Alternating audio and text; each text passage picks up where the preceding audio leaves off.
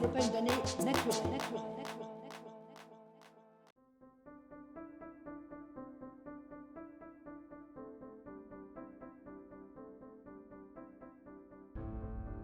Je suis photographe et art-thérapeute. En tant que art-thérapeute, j'accompagne avec les outils artistiques les femmes et les jeunes filles en quête d'épanouissement. Et en tant qu'artiste, j'explore également le thème du féminin et de la psyché féminine. J'ai choisi d'accompagner les femmes, je dirais au tout départ, peut-être pour explorer ce que j'étais moi-même en tant que femme ou future femme. Et j'ai eu vraiment envie d'aller creuser un peu plus profond et d'aller aussi faire bénéficier de mes découvertes d'autres femmes et d'autres jeunes filles autour de moi. Alors je dirais que le tout début, ça a été un projet photographique qui s'appelait Le Cercle des Femmes, qui était vraiment une interrogation sur qu'est-ce que c'est qu'être femme. Donc j'ai été rencontrée pendant 4 ans 100 femmes entre 16 et 99 ans et je les ai photographiées avec un même tissu rouge que chacune en fait utilisait à sa manière pour se présenter face à l'appareil photo.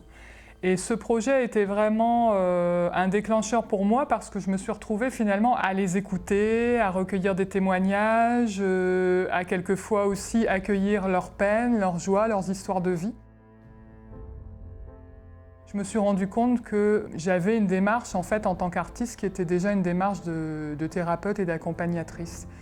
Donc ça m'a amenée à créer l'association Féminescence en collaboration avec Jacqueline Riquez. Et nous avons, depuis 2011, créé un certain nombre d'événements, de festivals et de salons pour les femmes, justement vraiment dédiés aux femmes, avec l'idée qu'elles puissent trouver un lieu chaleureux dans lequel elles puissent s'ouvrir, se rencontrer, expérimenter des outils d'épanouissement, se découvrir, tout ça dans un cadre vraiment bienveillant et sécurisant.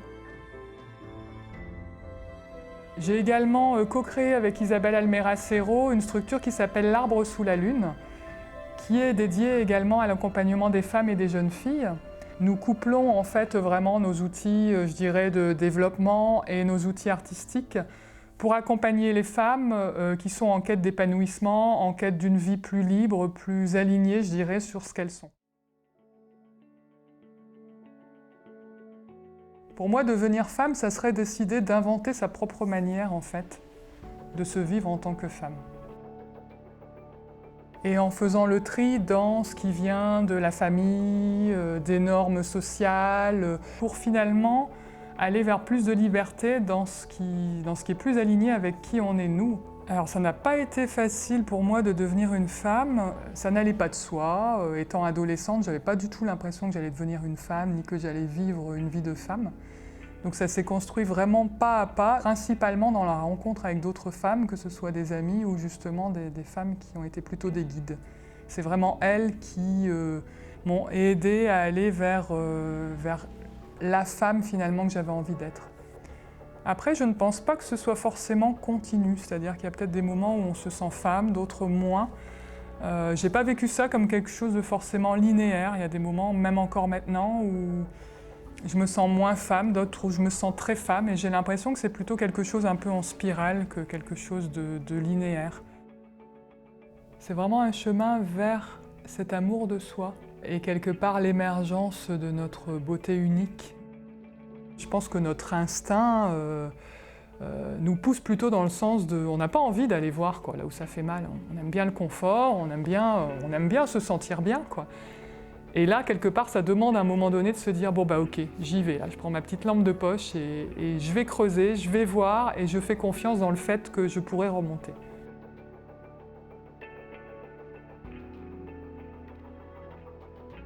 Alors le féminisme pour moi, c'est simplement le fait de me positionner en tant que femme pour le coup, mais aussi en tant qu'être humain, comme ayant la volonté que les hommes et les femmes soient sur un pied d'égalité, ce qui ne veut pas dire indifférenciation, et que les femmes puissent aller vers ce chemin de libération et d'authenticité en toute conscience, je dirais.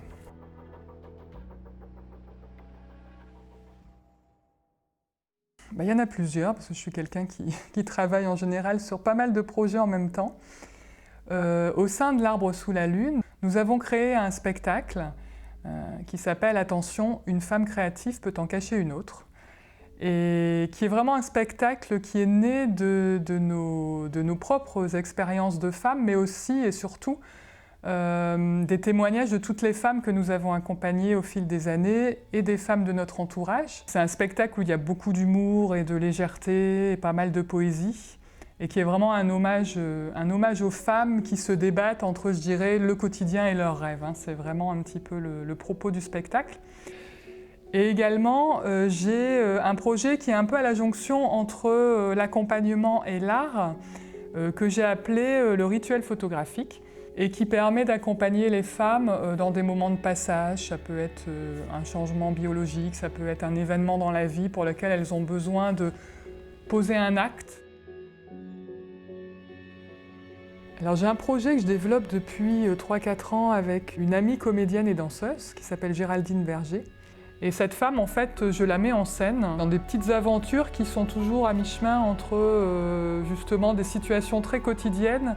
Et il y a toujours un moment où ça bascule dans l'imaginaire ou dans une autre dimension. Il y a toujours quelque chose qui, en fait, est pour moi un hommage à cette capacité des femmes à être dans plusieurs dimensions en même temps, c'est-à-dire très ancrées dans le quotidien et se débattant avec ce quotidien, et en même temps complètement reliées à leurs rêves, à peut-être d'autres dimensions plus subtiles.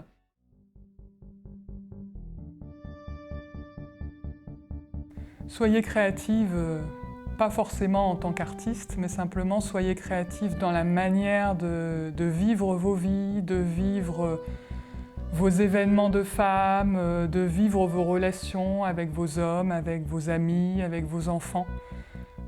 Posez-vous la question de qu'est-ce que je désire vraiment, qu'est-ce qui est vraiment aligné avec qui je suis, et transformez les choses si besoin.